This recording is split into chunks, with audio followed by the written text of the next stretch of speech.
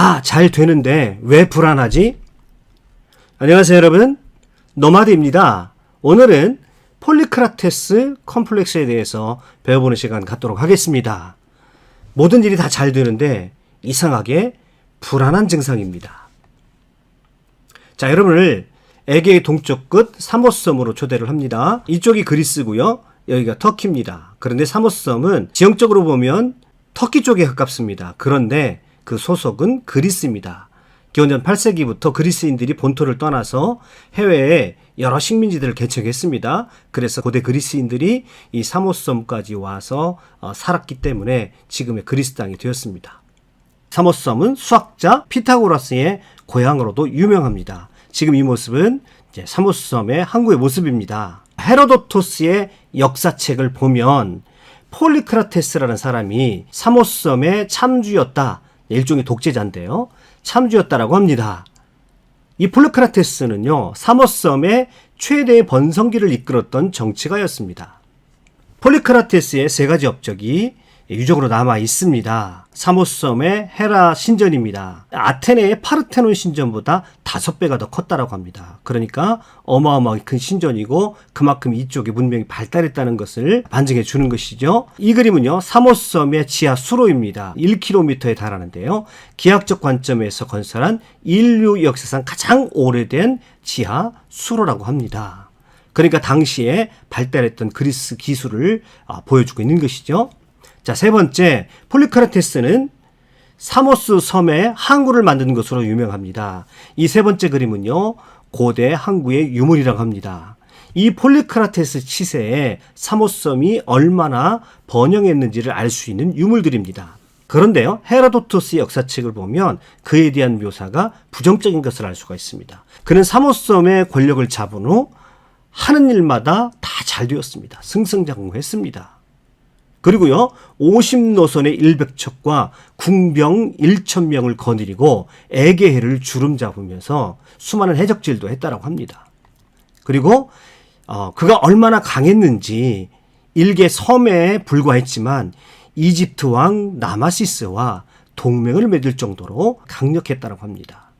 그리고 이 사람은 굉장히 야비한 권력자였다라고 말을 합니다. 헤로도토스는 아주 부정적으로 보고 있는 것이죠. 자, 이렇게 말합니다. 그는 친구들이란 아무것도 빼앗지 않고 그대로 두는 것보다 빼앗았다가 돌려주는 것을 더 감사히 여길 것이라고 입버릇처럼 말했습니다. 자, 이 말이 뭡니까? 무엇인가를 뺏었다가 돌려주면 사람들이 더 감사한다, 이렇게 말하는 거예요. 자, 그러니까 이는 아주 야비한 정치꾼이었다는 것을 말을 하고 있습니다. 아까 말씀드렸던 대로 이집트에 아마시스라고 하는 아주 지혜로운 왕이 있는데, 이 지혜로운 왕과 동맹을 맺을 정도로 섬이었지만 강력한 권력을 가지고 있었습니다. 그런데 그가 너무너무 잘 나가자, 하는 일마다 다 잘 되자 이집트 왕 폴리크라테스가 그에 대해서, 자기 동맹국에 대해서 염려하면서 폴리크라테스에게 이렇게 충고를 합니다. 좀 긴데요, 제가 읽어볼게요. 아마시스가 폴리크라테스에게 말합니다. 동맹을 맺은 친구가 번창하고 있다는 소식을 듣는 것은 반가운 일입니다. 하지만 나는 신들께서 시기심이 많으시다는 것을 알기에 그대의 이딴 큰 행운을 지켜보는 일이 즐겁지만은 않습니다. 누군가 잘 되는 것이 즐겁지만은 않다라고 말합니다. 나는 나 자신뿐 아니라 내가 사랑하는 사람들도 어떤 일은 성공하고 어떤 일은 실패하기를 바랍니다. 자, 지금 폴리크라테스는 하는 일마다 잘 되는데 그게 좀 약간 걱정이 되는 겁니다.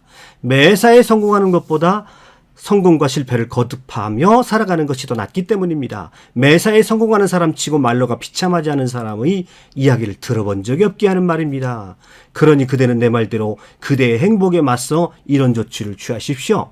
그것을 잃게 되면 마음이 가장 아플, 그대에게 가장 소중한 것이 무엇인지를 곰곰이 생각해 보시고 그것을 다시는 인간 세상으로 돌아올 수 없는 곳에다 던져버리십시오. 자, 이렇게 충고하고 있습니다. 지금 이집트 왕 아마시스가 무슨 말을 하는 것인가요? 한마디로 지금 당신은 너무 계속해서 좋은 일만 생기니 일부러 나쁜 일, 불행한 일을 만들려고 하는 것입니다. 인생이라는 것은요, 행복한 일만 일어날 수 없다는 것입니다. 만약에 어떤 사람이 계속 행복한 일이 일어난다고 한다면 그는 정말 커다란 재앙을 결국에 맞게 되리라는 것입니다.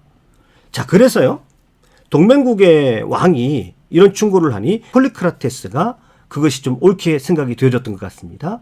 그래서 자신이 가진 것들 중에서 잃어버리면 가장 가슴 아플 만한 보물이 무엇인지를 생각해 보았습니다. 오랜 시간을 고심한 끝에 그는 에메랄드 장식이 인장에 새겨져 있는 황금 반지를 없애버리기로 결정합니다. 그 당시에 인장이라고 하는 것은 재산권과 권위를 상징합니다. 그러니까 이것을 잃어버린다고 하는 것은 재산의 일부를 잃어버리는 것과 마찬가지일 것입니다. 그는 반지를 다시 찾을 수 없는 곳으로 버리기로 하고는요, 50척의 배를 끌고 바다로 나가서 모든 사람이 보는 가운데 바다에 던져버립니다. 그리고 돌아오는 길에 폴리크라테스는 비탄에 빠집니다. 더 이상 반지를 찾을 수 없다고 생각하자 어느 때보다도 그 반지가 아깝고 절실하게 느껴졌습니다. 그렇지만 그가 언젠고 당할 불행을 미리 액땜했다고 생각하니까 마음 한편에 잘 됐다는 생각도 들었습니다. 자, 그렇게 반지를 바다에 던지고 잊어버리고 있었을 때 뜻밖의 일이 생깁니다. 역시 인생의 행복과 불행은 인간의 마음대로 되는 것이 아닌가 봅니다. 어느 날 사모스 섬의 한 어부가 바다에 가서 고기를 잡다가 크고 아름다운 물고기를 잡게 되었습니다. 보통 물고기가 아니라고 생각이 되어서 그는 그 섬의 통치자인 폴리크라테스에게 그 물고기를 바치기로 하고 그것을 가지고 갑니다. 그리고 내가 바다에 가서 이것을 이렇게 잡았는데 이 물고기가 정말 귀한 것이라고 얘기합니다. 폴리크라테스는 그의 충성심에 몹시 기뻐하면서 그것을 요리사에게 주어서 맛있게 요리해오라고 합니다. 그 어부와 함께 저녁을 먹고자 했습니다. 그런데 얼마 후 요리사가 요리가 아닌 반지 하나를 들고 오는 것이었습니다. 깜짝 놀랐습니다. 그것은 폴리크라테스가 얼마 전에 바다에 나가서 버린 바로 그 반지였습니다.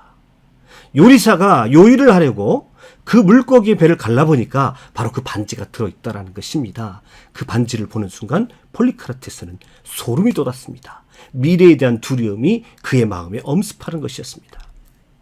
아마시스가 반지를 찾았다는 소식을 듣게 되었습니다. 그러자 이 아마시스는 폴리크라테스에게 곧 큰 불행이 닥칠 것이 틀림없고 그와 동맹을 맺고 있으면 나에게도 불행이 닥칠 것이라고 생각이 되어서 폴리크라테스와 동맹을 깨어버립니다. 그 이후에 폴리크라테스는요, 이웃섬의 참주가 페르시아의 위험으로부터 자신을 구해주면 많은 황금을 주겠다는 꾀임에 넘어가가지고요, 그 섬에 그만 갔다가 기다리고 있던 페르시아군에게 잡혀서 나무 위에서 매달려 죽는 벌을 받게 됩니다. 그는 속은 거죠. 그는 불행의 예감대로 불행하게 죽고 말았습니다. 영국의 정신분석학자인 존 플래겔이라는 사람이 이와 같은 폴리크라테스의 이야기 속에서 폴리크라테스 콤플렉스라는 심리현상을 발견합니다. 이 좋은 일이 계속되자 폴리크라테스가 자신의 반지를 바다에 내다 버려서 자신을 괴롭혔듯이 스스로에게 좋은 일이 생겼을 때 오히려 처벌을 가하고 스스로를 괴롭히는 현상을 폴리크라테스 콤플렉스다, 이렇게 말한 것입니다. 자신이 잘 되고 있고 좋은 일이 계속되는데도 불구하고 불안해합니다. 그래서 자기 자신 스스로에게 일종의 가학적인 처벌을 가하는 현상, 이런 것을 폴리크라테스 콤플렉스라고 말을 한 것입니다. 우리가 일상생활에서 흔히 호사다마라고 하죠. 좋은 일이 계속되면 꼭 안 좋은 일이 생긴다, 이렇게 어른들이 많이 합니다. 그래서 저도 어렸을 때 좋은 일이 생겼을 때 표정 관리하라는 소리를 많이 들었습니다. 좋은 일이 생겼을 때 너무 지나치게 기뻐하면 꼭 막아 껴서 나쁜 일이 일어나더라는 것입니다. 좋은 일들이, 행복한 일들이 생겼다고 해서 너무 좋아하지 말라라고 하는 그런 얘기죠. 우리가 일상에서 많이 겪는 이야기도 합니다만은, 자, 여러분은 이것에 대해서 어떻게 생각하십니까? 호사다마, 좋은 일이 생기면 꼭 나쁜 일도 같이 따라오니 조심하라는 것입니다. 너무 좋아하지 말라는 것입니다. 존 플루겔의 이론은 이렇습니다. 존 플루겔은요, 정신분석학자이기 때문에 폴리크라테스 컴플렉스를 이렇게 말합니다. 인간은 되게 희미하더라도 자신만의 기준을 갖고 산다는 것입니다. 이게 초자하죠. 자, 그런데요, 그 기준에 도달하지 못하면 죄책감을 느낀다라고 합니다. 나아가서 죄책감을 느끼고 자기 처벌에 대한 욕구를 경험한다라고 합니다. 이게 좋은 일이 생겼을 때 이런 일이 일어난다라고 하는 겁니다. 그런데 저는 이걸 분석학적으로 좀 깊이 들어가는 것보다는 일반적으로 한번 생각을 해보았습니다. 일반적으로 말하면 성공해도 좋은 일이 일어나도 여전히 불행해한다는 겁니다. 심지어는 자학적이고 신경증적인 문제까지 생긴다는 것입니다. 의외로 많은 사람들이 행복을 누리는 법에 대해서 알지 못합니다. 좋은 일이 일어나도 행복한 일이 일어나도 행복을 온전하게 누리지 못하고 왠지 불안해합니다. 그런데 이런 성향이 반드시 나쁜 것만은 아닌 것 같습니다. 왜냐하면 인간은 어떤 일이 잘 되고 또 성공하게 되면 그 성공에 취해서 금방 교만해지기 때문에 그렇습니다. 일단 이 폴리크라테스 콤플렉스는요, 그런 측면에서 보면 교만함을 막는 데는 도움이 됩니다. 그래서 우리가 고대 그리스의 개념 중에 아주 중요하게 알아야 하는 개념이 있는데 휴브리스라는 개념이 있습니다. 교만은 고대 그리스어로 휴브리스라고 하는데요.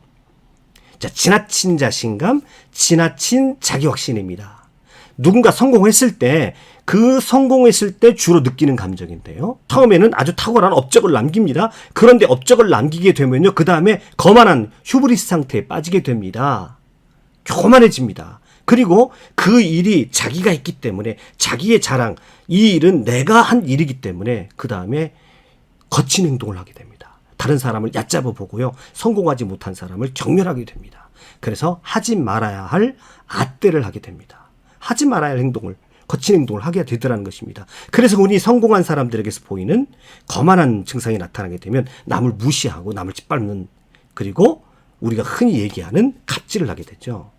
그러다가 복수를 받게 된다는 것입니다. 이게 휴브리스 아떼 네메시스 사이클이라고 합니다. 휴브리스 상태에 빠지게 되면 하지 말아야 할 행동을 하게 되고, 그리고 그 일 때문에 파멸하더라는 것입니다. 우리가 테미스토클레스의 휴브리스에 대해서 한번 살펴보겠습니다. 이 테미스토클레스는 3차 페르시아 전쟁 때 살라미스 해전에서 불리한 조건에도 불구하고 페르시아군을 물리쳐 그리스의 승리를 불러 일으켰던 사람입니다. 자, 투키디데스의 펠로폰네소스 전쟁사에 보면 그에 대해서 이렇게 평가를 하고 있습니다. 그는 미리 준비하거나 학습을 통해 익히는 일 없이 타고난 지능만으로 잠시 숙고해보고는 당면 과제를 정확하게 판단했으며 먼 미래를 언제나 정확하게 예측했다. 그는 어떤 일을 하든 완전히 설명할 수 있었고 자신의 전문 분야가 아니더라도 적절한 판단을 내릴 수 있었으며 무엇보다도 아직 드러나지 않는 미래에 가능한 이익과 손실을 어느 누구보다도 잘 예견할 수 있었다. 한마디로 그는 타고난 재능과 신속한 대응으로 필요할 때 필요한 조치를 취하는 데서는 타의 추종을 불허했다. 자, 길게 설명했습니다. 한마디로 얘기해서 그는 어떤 사람이었냐면 미래를 정확하게 예측할 수 있는 탁월한 능력을 가지고 있었다는 것입니다. 그는 2차의 마라톤 전투가 일어났을 때 페르시아군이 다시 온다는 걸 예측을 했습니다. 그래서 그는 준비를 했습니다. 3차 페르시아 전쟁이 일어났을 때 그는 해군을 준비해 놓고요, 페르시아 해군을 이 좁은 살라미스 해협으로 페르시아 대군을 유인했습니다. 자, 적이 많고 우리가 숫자가 적을 때는 이순신 장군과 똑같은 전략이죠. 좁은 곳에서 싸워야 합니다. 그래서 이 좁은 바다로 페르시아 대군을 유인을 해서요, 기습적으로 총공격을 해서 페르시아 해군을 괴멸시켰습니다. 그래서 그는 그리스를 그 위험에서 건져냈던 사람입니다. 자, 그런데요, 이 테미스토클레스가 어떻게 되었을까요? 그는 금방 전쟁이 끝난 후에 휴브리스 상태에 빠집니다. 그리스가 전쟁에서 이긴 것은 오로지 자기 덕분입니다. 자기가 미리 예측하고 10년 전부터 준비했었기 때문에 이 전쟁에서 이길 수 있었다라고 하는 것입니다. 그는 휴브리스 상태에 빠져가지고요, 사람들에게 자랑하기 시작합니다. 이 페르시아 3차 전쟁이 끝난 다음에 고대 올림픽이 열렸습니다. 그 자리에 테미스토클레스가 참석했습니다. 테미스토클레스가 참석한 것을 보고요, 온 그리스 사람들이 일어나서 기립박수를 칠 정도로 테미스토클레스는 그 당대의 영웅이었습니다. 그런데요, 그가 휴브리스 상태에 빠져서 그 전쟁의 승리를 자신에게만 돌리고요, 가는 자리마다 자랑하기 시작합니다. 그는 입만 열면 자기가 어떻게 했느라고 자, 그렇게 자랑하는 것입니다. 자, 자랑도 한두 번이고요, 교만한 상태를 봐주는 것도 하루 이틀입니다. 그리스 사람들이요, 지쳤습니다. 그의 교만함에요. 그래서 도편 추방제로 그를 추방해버립니다. 페르시아와 내통한 혐의로 사형 선고를 내립니다. 그는요, 그 사형 선고를 받고 페르시아로 망명합니다. 페르시아로 망명했는데요, 페르시아 왕이 그를 받아들인 다음에 다시 그리스를 침략하기 위해서 테미스토클레스를 쓰려고 합니다. 차마 자기 고국을 다시 공격할 수가 없어서요, 그는 독약을 먹고 자살합니다. 그리스 최고의 영웅이 휴브리스 상태에 빠져서 하지 말아야 할 짓을 합니다. 자꾸 자랑을 합니다. 그러니까 네메시스, 복수를 받았습니다. 그의 운명이 비참해졌습니다.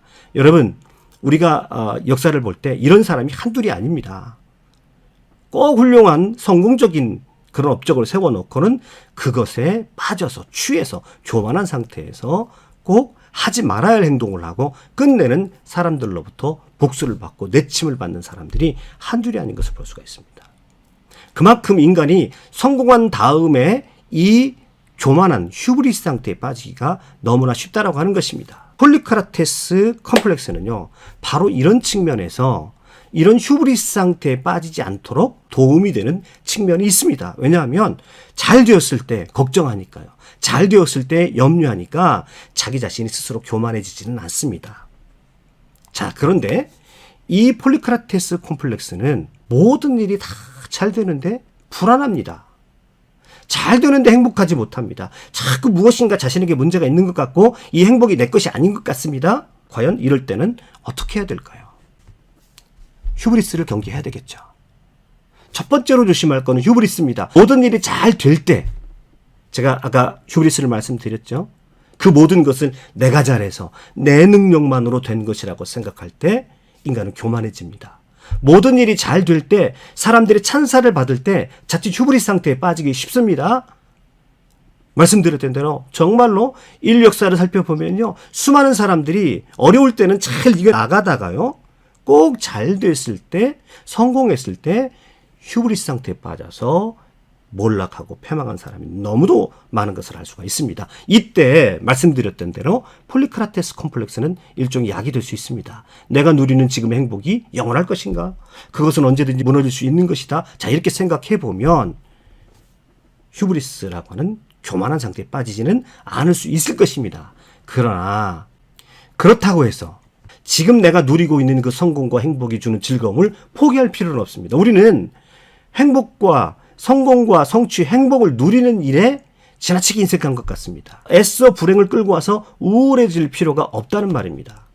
호사다마라고요. 그래서 좋은 일이 생겼을 때는 오히려 나쁜 일을 생각하고 위축되나요? 그것보다는 그냥 한 번쯤은 그런 성취를 이룬 자기 자신을 대견하게 생각할 필요도 있고요. 스스로 격려하고 스스로 자신도 칭찬할 수 있어야 합니다. 그동안 자신이 열심히 노력하고 수고한 것에 대해서 한 번쯤은 자기 자신을 인정해 줄 필요가 있는 것입니다. 그래서 그 성공과 그 성취를 내 것으로 온전히 한 번쯤 감정적으로 누릴 필요가 있다라고 하는 것입니다. 그 다음에요, 그 칭찬과 격려를 조금 넓혀서 나의 성공 속에 담겨진 타인의 수고와 노력, 도움을 생각해 봐야 됩니다. 어떤 성공도 혼자의 노력으로 되는 것은 없습니다. 누군가의 헌신, 노력, 도움이 반드시 그 안에 담겨져 있고 숨겨져 있다라고 하는 것입니다. 그렇게 생각할 때 우리 마음에 감사할 수 있는 여유가 생깁니다. 그리고요, 이 감사한 마음은요, 반드시 나의 성공의 결과물들을 다른 사람과 나누는 행동으로 이어져야 합니다. 이때 행복의 파이가 절대 줄어들지 않습니다. 점점 더 행복의 파이가 커짐을 경험할 수가 있습니다.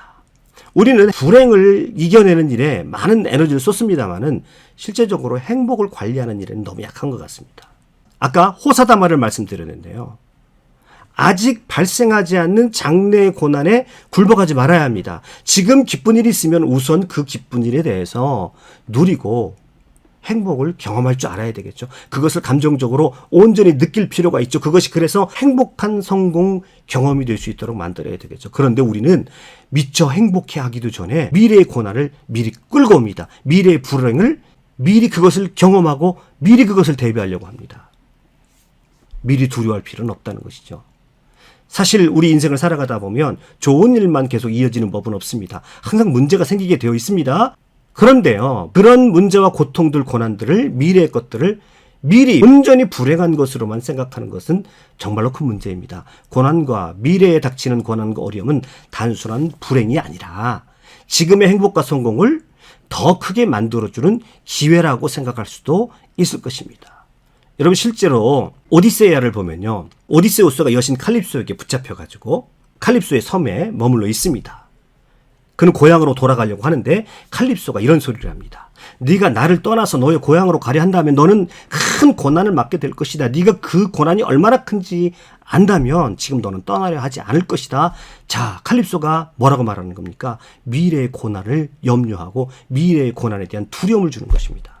오늘도 우리는요, 미래의 고난에 대해서, 미래의 어려움에 대해서 걱정하고 염려하는 소리들, 그런 메시지, 우리로 하여금 불안하게 하는 메시지들에 너무 익숙해져 있습니다. 그때 오디세우스가 뭐라고 말하는 줄 압니까? 아주 멋있는 말을 합니다. 이들 고난들에 이번 고난이 추가될 테면 되라지요. 나는 그동안 많은 어려움들을 겪었는데, 많은 고난들을 겪었는데 그 고난들 위에 또 다른 고난이 추가될 테면 되라지요. 라고 담대하게 자신의 미래의 고난을 끌어안아 버립니다. 여러분, 고난은 변장된 축복이란 말이 있습니다. 고난에 대한 우리의 관점이 부정적인 것에서 오히려 긍정적인 측면을 좀 볼 필요가 있다는 것입니다.